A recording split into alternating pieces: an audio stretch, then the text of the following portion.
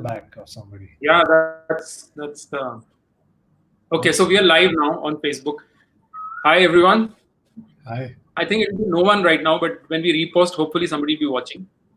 Yeah. Okay. And just want to introduce you to this podcast series, the video podcast series, which is about motorcycles and everything to do with motorcycles. Particularly if you're already past your midlife crisis, which I presume all three of us are. Shane got there a long time I've never ago. had a midlife crisis. I'm still waiting. He's in his late life crisis now. So just want to introduce Shane. Shane is an expert rider. So I'm going to classify this into four categories, right? One is newbies, right? And then intermediate. So I think I've crossed the threshold of being a newbie and into the intermediate stage of riding, right? Which Shane may not agree with, but I'm going to count on Zubin to say that he agrees with it. And then there's the expert level, right? So that would be the expert level which Shane is at, I think. And then there is I guess the professional, right? That would be like the dirt bike riders and like people who do it for a living, like the Formula One, whatever, the MotoGP guys and all that stuff. So Yeah. Shane is at an expert level. Now, the expert level is very wide, so we won't reveal where he is in the expert level, whether he's closer to the MotoGP guys or closer to the No, intermediate. really, no chance. Right. So anyway, Shane leads lots of rides and things like that for BMW and for Honda and stuff. And he was even a marshal on one of the workshops that I went for off-road riding that Vijay Paramar held. And Zubin, to introduce Zubin is an institution in Bombay at least, if not all of India. He's like when I joined the motorcycling community, then I was talking about hey, where should I take my bike to kind of for somebody to give me advice. And there was this hushed silence, and everybody was like, "Go to Zubin," right? And that that was so. And then I visited Zubin's workshop, and he's become more of a friend than a professional acquaintance. So I thought, why don't all of us get together and talk about bikes? It could actually be useful for people. I mean, I really when I was looking for bikes, I mean, I wish I had this kind of advice coming. So today's subject for the video podcast is a simple one. What should be your first midlife crisis bike, right? Which bike should you pick up? Now, obviously, this has got lots of interpretations. People like different things and all that. But the idea is to give people an understanding of what they're getting into. And so, for example, when I wanted to buy a bike, I was looking for a sports bike. Then I tested lots of bikes and I understood that my knees are going to give way or whatever, or my back, or or I'm just going to hit like a speed breaker and damage the bike or something like that. And I realized it's not really very practical for India. So, essentially to give Okay. good advice about that. Just with your audio to audio. This audio is sounding fine here. Can you hear me now? No, he's frozen. He keeps freezing. Hello. Can you hear me, Zubin, now? I don't think he can hear us. No, I think his connection is not good enough. Yeah, so I think we've lost Zubin there for a while. So we'll continue without him, and when he rejoins, then we can put him back on. So Shane, tell me, when you were deciding on bikes, how did you decide on what bike to first buy? I know you've been riding bikes throughout your life and all that, but once you crossed 40, which was, I don't know, in the 60s or 70s or whatever it was, then how did you decide which bike to pick? Well, the first big bike I had was I'll discount the RD350, Yamaha RD350. That was I'll discount that. But above that was my first bike was the ER6N, the Kawasaki ER6N, which was the reason I bought that. That was it was many years ago, 10, 11, 12 years ago in Malaysia, which is where I was living. Because I bought that bike because it was available, it was affordable at that time for me, and it was assembled in Malaysia. So you had lots of people buying it. It had spare parts and all were easily available, etc., etc. And most importantly, it was uh, easily accessible. I could buy it easily. It was around the corner from my house. Uh, and that's it. That was the reason I bought it. And it was a 650. It was a big bike. It was a nice looking bike. And that's it. I just went for it. So you didn't really, kind of deliberate No, very much. And did no, you, no. what was your experience? So So you're saying that essentially, but it was Malaysia, right? So obviously the road conditions are different. The experience of riding a bike is different. People do tend to follow somewhat the rules and things like that. Now, if somebody's trying to buy a bike in India, what are the things that he should consider, right? So I've got some things on my list, and I want to run past each one of them. The first thing is you have to look at essentially comfort, right? And no, actually, the first thing would be what kind of riding do you like doing, right? I mean, it boils down to that for me ultimately, because I thought I liked sports bike, but actually it turns out what I want to more, be biking for is really to be traveling around the country, exploring the smaller roads, looking at, beautiful villages and all that. That's how, I discovered that's the kind of riding I love to do. But I want to also have some of the excitement of, being able to race along the highway or take a few sharp turns on some hillside. So what do you think about that? Is that something you have to sort out? And can you sort it out before buying your first bike, or do you figure it out as you go? I think you figure it out as you go, because I like doing the same things, which I've always liked doing, which is exploring by road, by motorcycle, and going into and not have any limitations, like go down any road, kachar, no road, go anywhere. But I never thought about it. So which is why I just bought bikes that I never thought that, okay, the ER6N can't go here or there. After that, in India, the first big bike was my Ducati Monster 796, which also you can't imagine taking anywhere off-road, but which I did. I took it off-road in the most crazy places, and it never missed a beat. But I never thought that, oh man, this can't go here, can't go there. And I never thought about it, but maybe you should. Because now I have the Triumph Tiger, which can do everything those bikes did, plus much more off-road. Take it anywhere, drop it, not have to worry about it.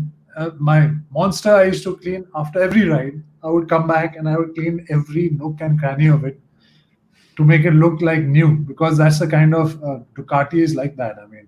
It looks beautiful, clean. Whereas the Tiger, I hardly clean. Don't clean maybe once in every second or third ride. Yeah. So yeah, if you want to save time, money, effort, you should think about these things rather than buying bikes and then learning that, oh man, this is not the kind of bike I want. Actually, this is the kind of bike I want.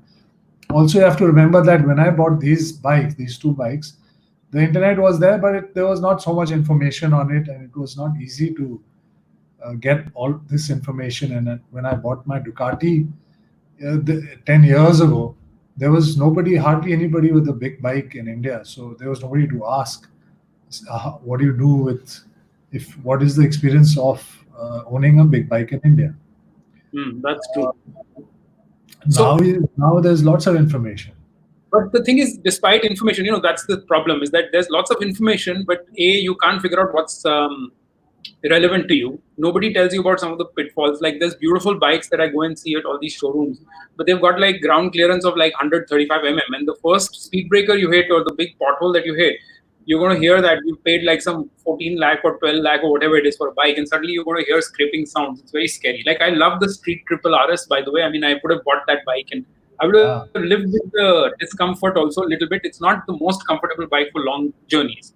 And ultimately, if I want a motorcycle for long journeys, then if I buy the Street Triple RS, I'm not going to do justice to my, investment, my time, all of that. I'm going to be doing small visit trips on the weekend somewhere and suffering like, bad posture and things. So I think I made a good decision. So, the thing is that I went about it in the other way, actually, compared to what you did. I researched it down to bits. And I called you at least 100 times and watched 1 million YouTube videos. Yeah. And then I ended up buying the Versys, right? Versys 650, right? Which I think wasn't a bad bike because it kind of did everything, right? It's the same bike as essentially the ER6N, the same engine and same engine. You got the 650, right? I got the 650, and it's the same engine, but it's essentially mounted on a much better suspension kind of setup. And it's got 17-inch wheels on both ends, so it's pretty good for like being on the road. It can take the potholes well because of the suspension. My only problem initially was with, I'd been riding when I was younger, and I was riding bikes that I could kind of flat foot easily on. Like, that was one thing.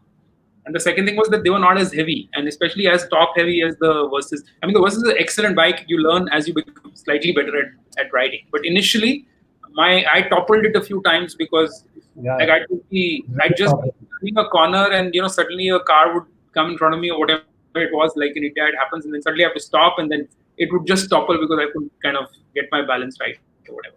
So, but I think it was great because I learned a lot. It allowed me to explore. So I think I bought the bike in a month or less, or maybe around the time I kind of headed off to Kerala on a trip, right, with Lilian, and so I mean that was pretty good because then that bike allowed you to do that. But so coming to that, I mean, so let's look at the categories of bikes. There's sports bikes, right? There's adventure bikes. There's sports touring bikes. There's I don't know, cruisers, dirt bikes, cruisers, right? But dirt bikes, I mean, are typically a lot of ends. These are the extreme ends. Dirt bikes and cruisers on the other extremes. Yeah, but dirt bikes are like typically a lot of the dirt bikes in India are not street legal, right? I mean, the KLR, the KLX. No. So then you can't really. So that requires extreme commitment. You need a truck where you put the bike and then you take it to some private place and all that stuff. I'd love to do that actually, but you need a truck, you need the bike, you need all kinds of things. So, so then where do you think an average Joe should start his journey? Should he pick a sports touring bike first? Because you will end up upgrading. I think it's very common for somebody who takes up riding to get a first bike and then upgrade in 2-3 years. Yeah, true. Like I'm telling you, if you're getting into it after like 10 or 15 or 20 years, if you're a middle-aged guy, you haven't ridden in 15 years, and you suddenly buy yourself a BMW 1250 GS, you are going to have problems. So you might as well start with, like I kept telling you, which you didn't do, buy a Duke 350 or a Duke 390. 390, yeah. Ride it for 6 months. Get used to the traffic being the lowest form of life on the road.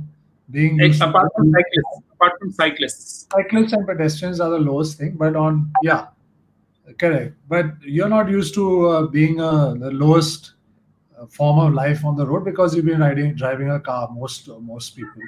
Right. So you get used to that. Get used to the acceleration, the brakes, which are much better on anybody modern bike than in any car that we can afford, at least. Right. And then you upgrade. Yeah, you upgrade within 6 months. Even some people have upgraded within 3 months, which is fine. Yeah. At least you start off low, and some people have just sold their bikes, or their partners have sold their bikes or forced them to sell their bikes because they've had a fall or whatever, and they've never gone back to bikes.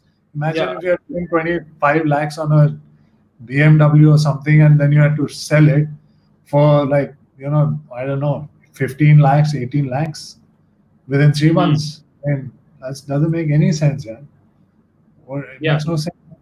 But of course, like you keep saying, which I don't agree with, you should buy a bike looking at this resale value and all that shit. That doesn't make any sense to me. If you're buying a bike, you buy a bike which speaks to you, which when you get on it, you feel like the king.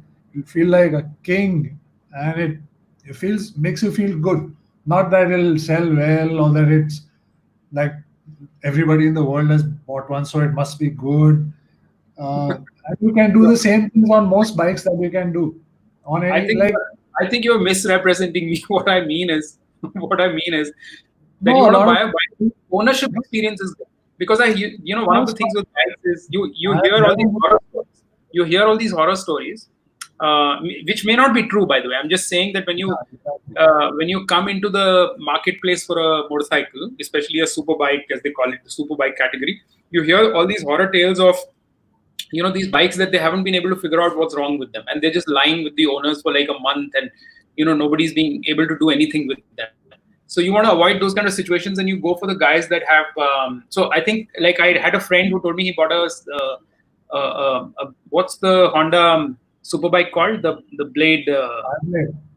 Five Blade, yeah, the Five Blade. And he said he kind of ran it for some 60,000 kilometers or something like that. And once he blew out his engine, and Honda replaced it for free, right? So when I heard that story, I was like, wow, that's like, that's the kind of commitment I want from. So it talks to the engineering and the ethics of the company rather than this, thing about like, value and resale value. I'm not talking about resale value. I'm just saying ownership experience should be great. So that is something that's a big concern for people who, spend a lot of money. I mean, of course, if they're as rich as you, then they don't have to care. Then they can just, buy a bike. Yeah, I would just buy a bike. Considering I have never looked at the after sales at all ever of any bike. Sometimes I've got burnt with with the Ducati, but I would never do it any different because the bike was amazing. The experiences I had with it were just amazing, just amazing. So, and also the two things I want to say. That's a really good point. So you would advise people to not worry about the after sale service and the price because what you're saying is that this is all about the experience and the feeling. So worry about that first, and then the rest of it, you're saying the technology is reasonably good, and you're going to work it out. It's not going to become a huge problem for you, right? Yeah. The issues that you hear about from people about these bikes, some bikes having a problem, are mostly 90% of the time user related. The user has used it in a way which has abused it or doesn't understand it. Because, for example, I know people who on the Triumph Tiger, which is one of the most is the hardiest bike I have ever owned. When you do anything, it's a very bomb-proof bike. People go through the rear brake pads within 2,000 kilometers, or within one trip, like a 1,000-kilometer trip, they've gone through it. Does that mean that the engineering or of the bike is wrong, is bad? No, of course not, because my bike's rear brake pad lasted 10,000 kilometers. Yeah, people I know have used it in 2,000, used it up in 1,000 kilometers. So it depends on the user also. So they're probably stepping on the rear brake all the time when they're riding. Yeah, there's no doubt about it. And they'll say that no, see, look at this, I don't do it. But they are, obviously they are. There is no other way. I have one comment about your advice. So you had a bit of advice saying that, okay, just take a small bike and like a Duke 390 and start on that, which is a single cylinder bike, and then learn your biking on it and then come to a heavier bike. I'll tell you what the problem there is. That I think there are two ways to look at it, because if you get a 390, the experience that you have on the bike may not be as phenomenal as. So while you'll get decent and you'll kind of have a middling level experience, you'll get the benefits of motorcycling and so on and so forth. But you're not going to get that rush, the excitement. So you may not be hooked and you'll be like, okay, this is not for me, and you kind of move away. Whereas if you get the advantage of buying the Versys 650 was that it was in the right zone of being challenging enough for me to, want to improve my skills, and start worrying about, okay, if it's a heavy bike, it still doesn't matter. It's all about balance, how much to trust your, braking, how to work out your braking skills, all that stuff that kind of gets you more confident on a heavy bike. And then the funny thing is that after I rode the Africa Twin and stuff, and then I went back once I rode, got on a Versys, I was like, oh, this is such a light, low bike. I mean, it felt like that. Yeah. So I think people should look at a middling kind of, maybe a compromise there, saying that, okay, it should be challenging enough for me beyond 6 months to own this bike.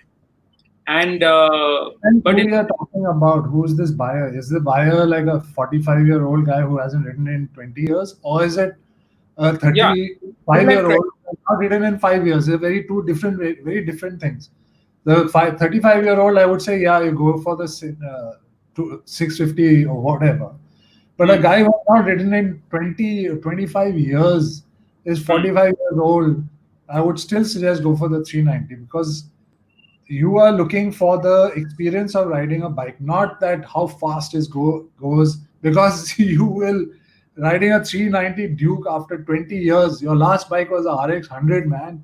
So after that, you ride a 390, you'll be like, fuck, the bloody brakes are crazy, power's amazing. Yeah. It's comfortable enough. That's the experience you want, and you will not kill yourself most probably on it. And so that's why I'm saying, I mean, it depends who you are, what you want.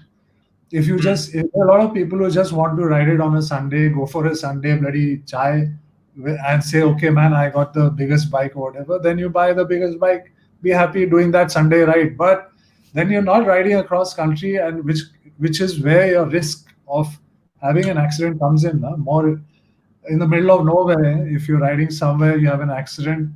It's a bit of So a issue. So you know what I did, right? I mean, you know this, that I got the Versys 650, and then soon after I actually got the 390 as well.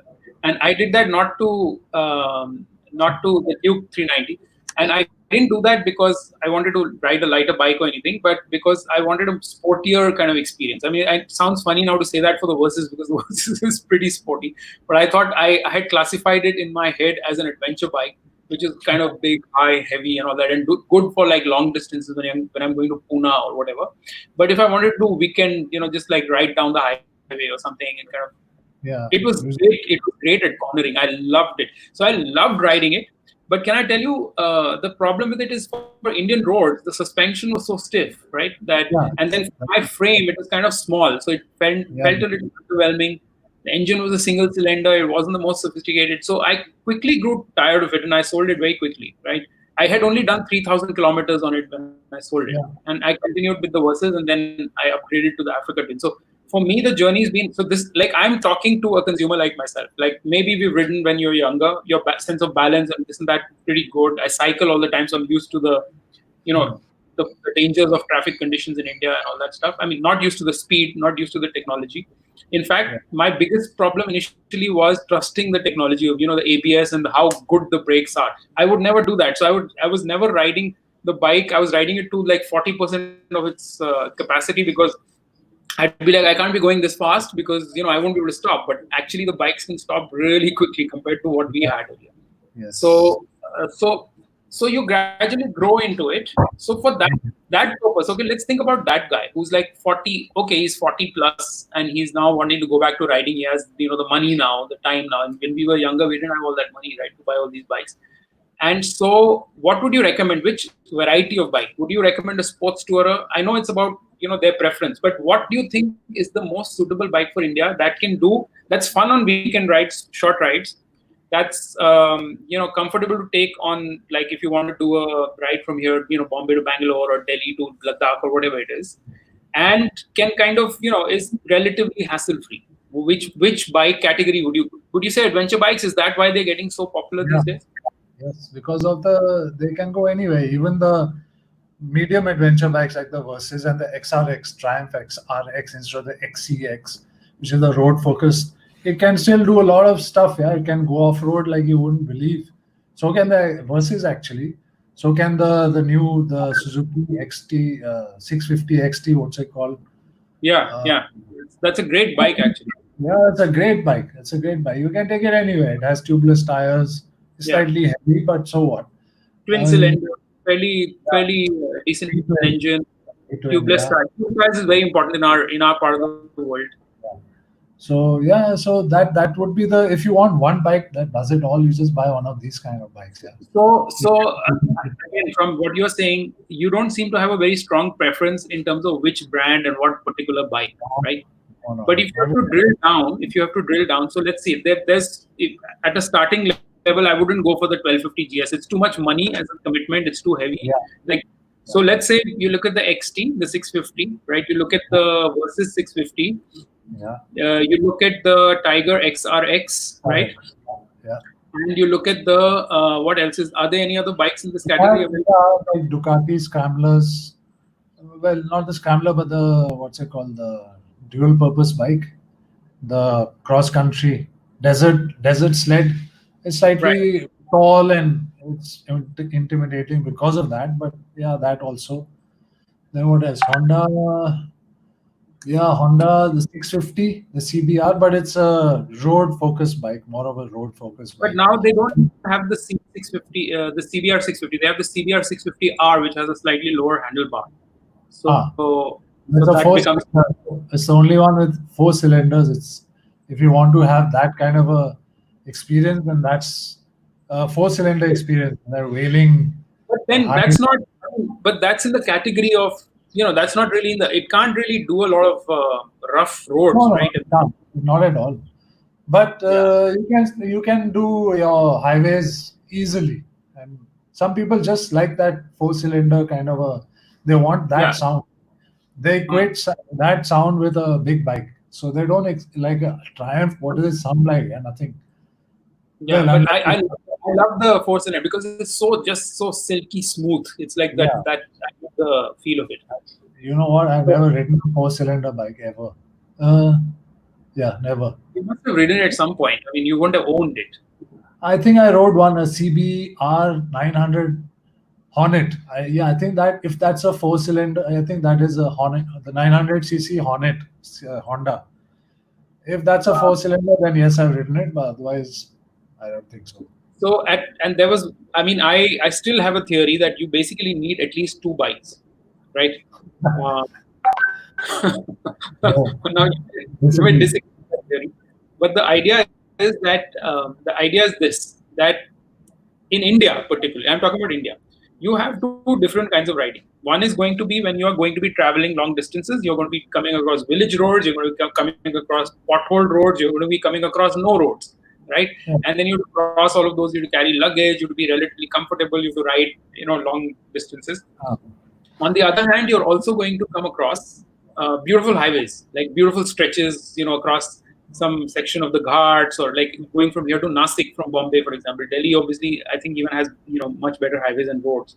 yeah. And so then you want the zippy, Yeah. really high revving bikes which can do really well. So you should get one of each. So for like, I would keep something like the Z900, the Kawasaki, and an adventure bike like the Tiger 900 or maybe the Yeah. Africa Twin. So Yeah, that's being really, if you really have the money, if you want to be indulgent, yeah, I would have kept my 796 Ducati because and the Triumph Tiger XCX, which I have now. That would be ideal for me. But I mean, you ride once a week. I mean, if you ride once a week, then you ride one bike every week. That means you ride one bike twice a week, month, yeah. I mean, it's not worth the. It's not worth yeah. it. Yeah, it's not. I agree. Unless you're riding a lot more frequently, but that I personally feel that having 2 bikes, you actually become a more regular rider.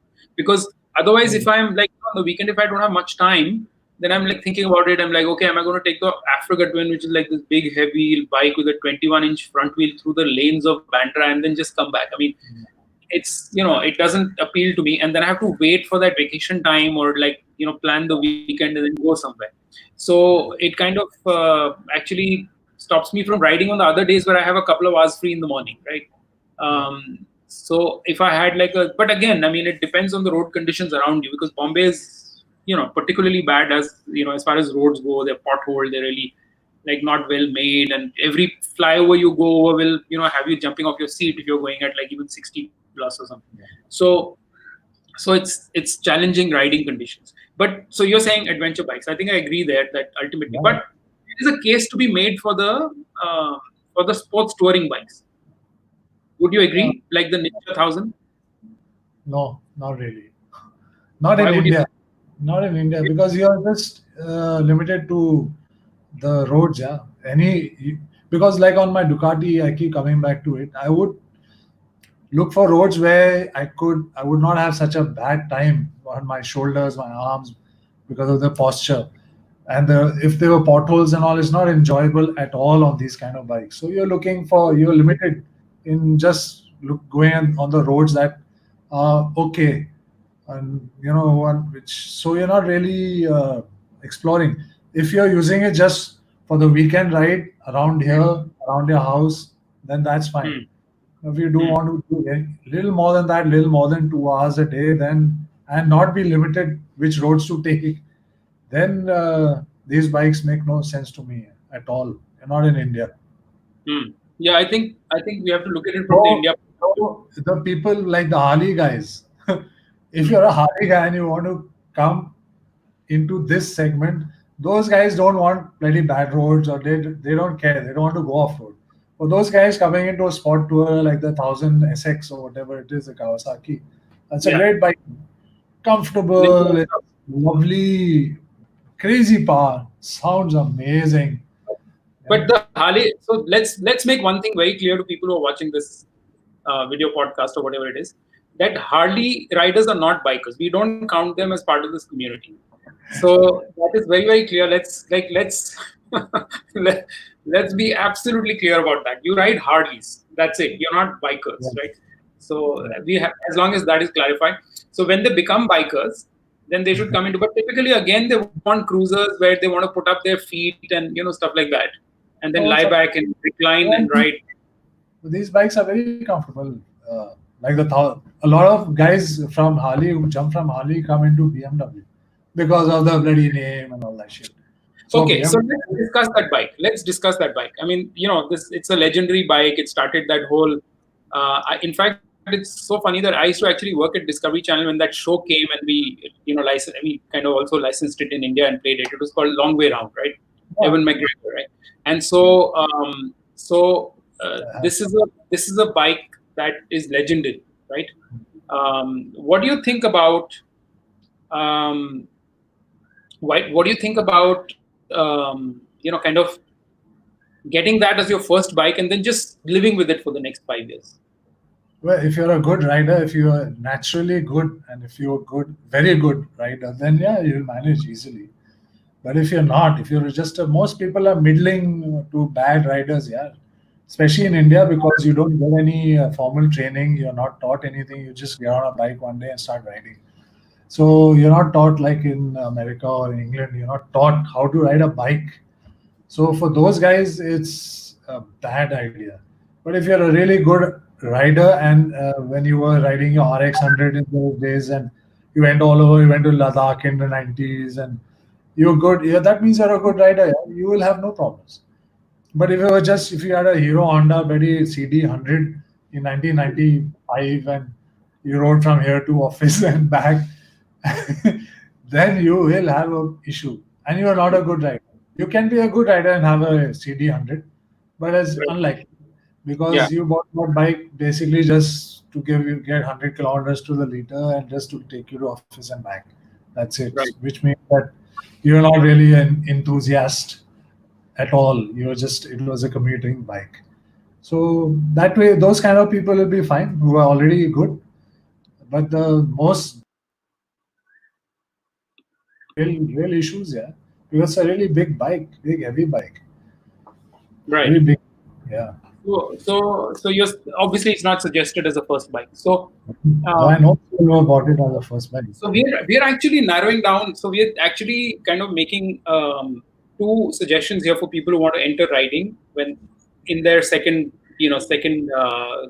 coming, or so to speak, or rebirth as motorcycle riders in their 40s particularly, is that go for either you do one thing, either you go for a Duke 390 kind of. Again, I want to make a point about the Duke 390. That's also a category of bikes called street naked, which means that the riding position is not as aggressive as a sports bike, so it's relatively comfortable.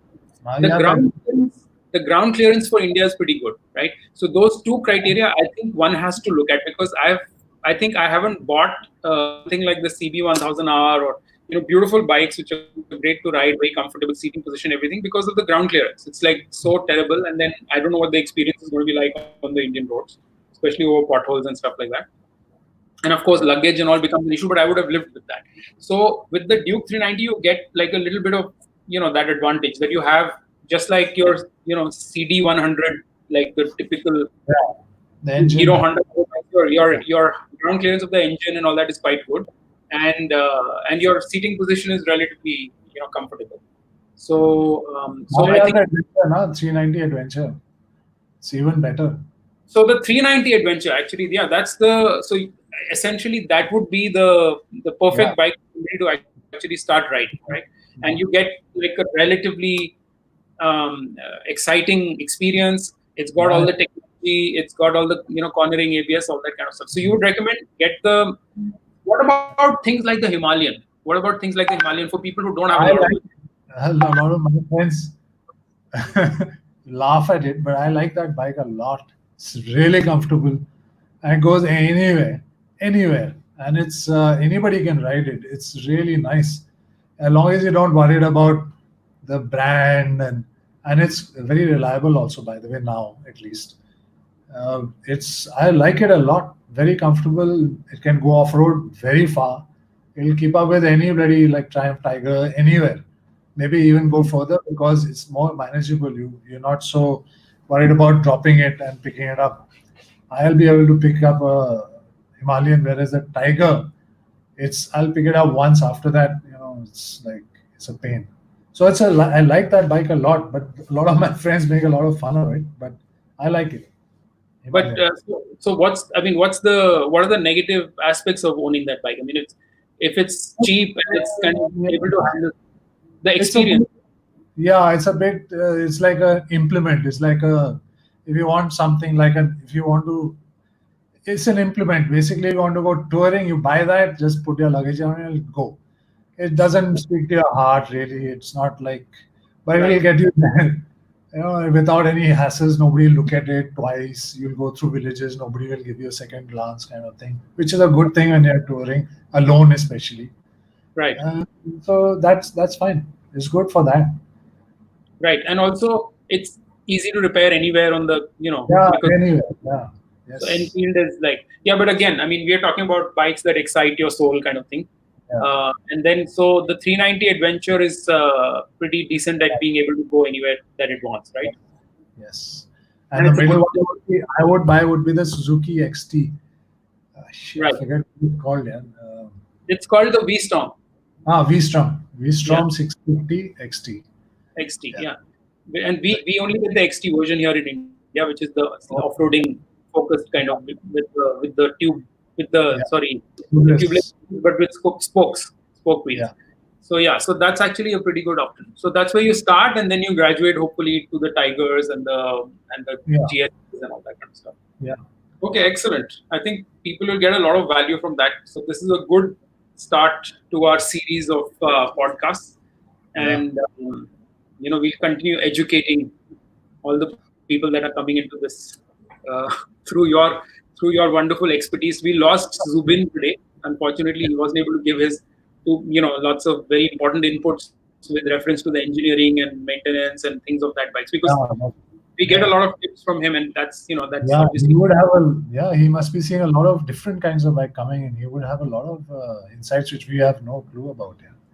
Yeah, and for everyone's information, I don't know if you knew, but he was he used to be the chief engineer at Triumph initially when they set up in India and stuff.